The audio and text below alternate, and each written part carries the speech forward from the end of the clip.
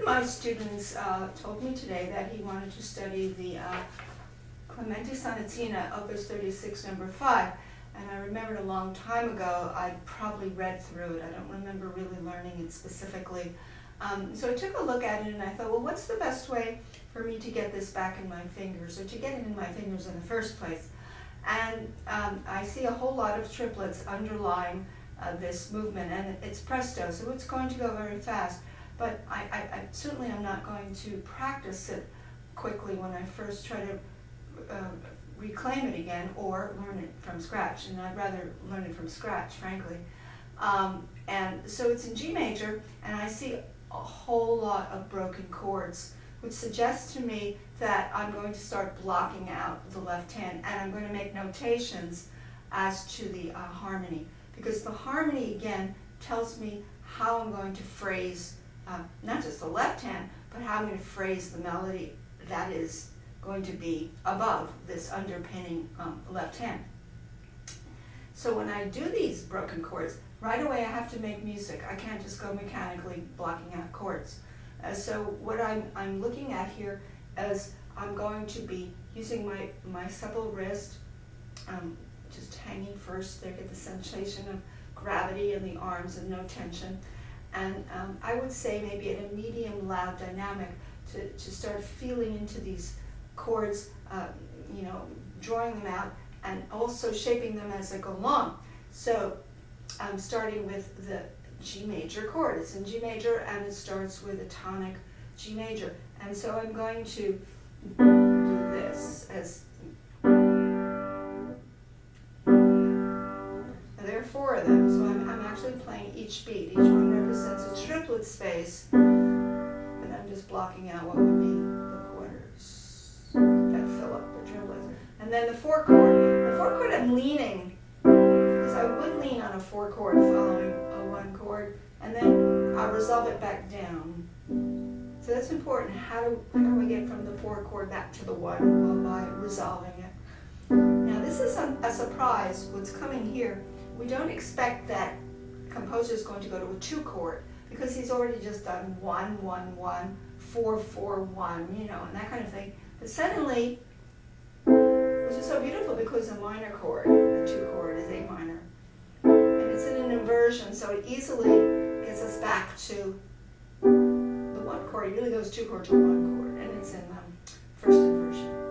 And then the 1 chord goes to a dominant. Now dominants I lean on, and then I resolve these. And then we have a dominant with an FZ, so I'm going to give a little extra. That is the FZ's forzando. Now that dominant has to resolve down to what's coming next, so I have to resolve down. Am I practicing? Because all this is going to kick in, when I add the other hands or learn the other hands. We can do this forever. But you already get the idea that I'm leaning on the 4 and then resolving it down. So there are no major surprises here. In the second page, the first 2 pages are really not that complicated because there's no real modulations going on of a major import. He does go between the G major tonic to the dominant key, so that he uses a secondary dominant to get to the dominant key. Now the dominant key is D major, which means the secondary dominant would be an A7 or an A chord, and he does that in this between these first 2 pages. And I would be aware of that, and I would notate that in the music, because you want to know what your modulations are in any part of the music. When he gets to the development section, however, he uses key changes as the hallmark device. And so right away in the development section, he has a dominant 7 of G minor. So we're leading into, you say that's a diminished chord. A diminished chord is, and then he goes down to G minor. So it'll be less on that resolution. Then he does more of dominant to tonic G minor. The surprise is G minor. And then its dominant is a D major chord.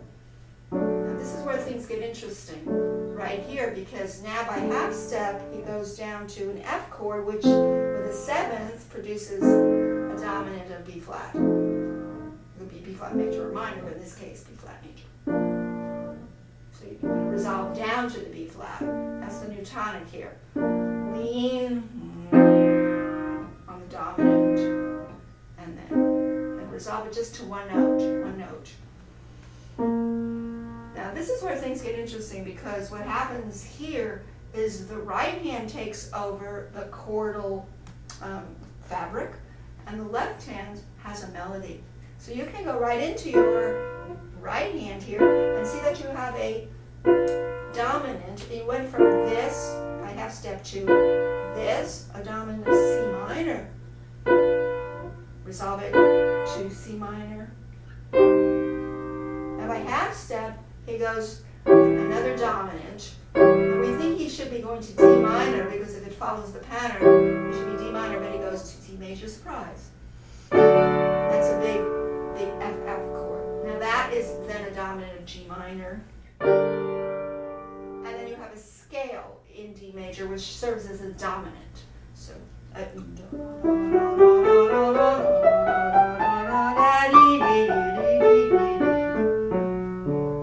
going to serve as a dominant. And that brings us home to a recap, which is the G major.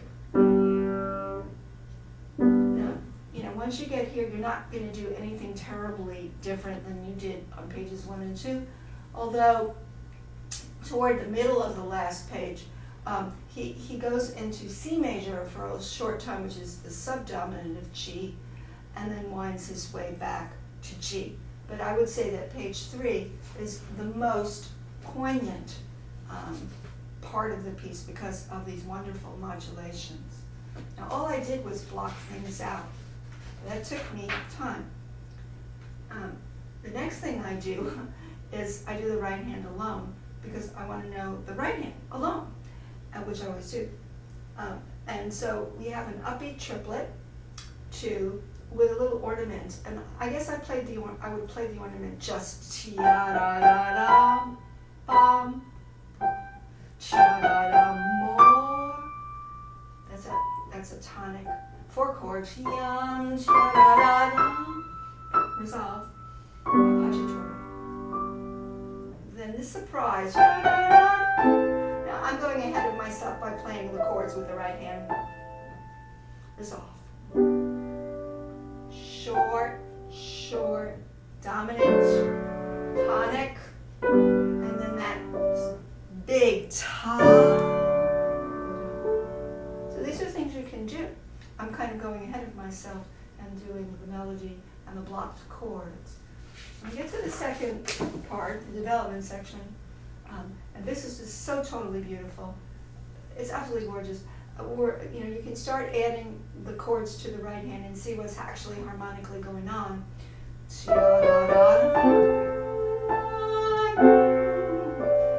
Big surprise.